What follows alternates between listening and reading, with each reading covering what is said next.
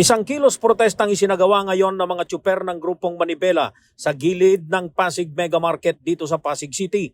Itong humigit kumulang sa 10 mga tsuper na ito ay ang mga Manibela member na nanindigang hindi sasama sa consolidation na bahagi ng Transport Modernization Program ng gobyerno. Aminado si Renaldo Divina, ang presidente ng Guadalupe Pateros Operators and Drivers Association, na ang kanilang ipinapasada ay itinuturing na ng LTFRB na mga kolorum.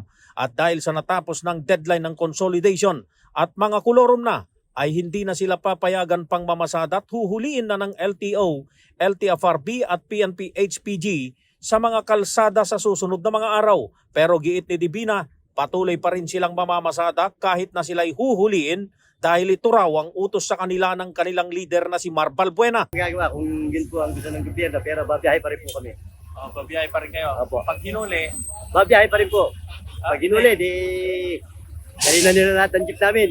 Doon sa opisina nila, itampak na namin doon.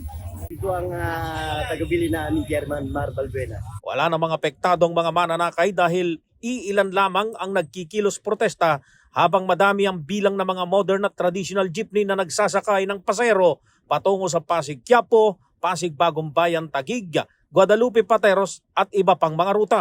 Una nang sinabi ng Department of Transportation na bago nila ikakasang malawakang panghuhuli sa mga tumangging magpa-consolidate, ay patadalhan muna ang mga operator o tsuper ng formal na sulat na nagsasahad na hindi na maring mamasada pa ang kanilang mga unit dahil ang mga ito'y kolorum na mula pa kahapon, Mayo 1. Para sa MBC TV Network News, ako naman Val Gonzales, sama-sama tayo Pilipino.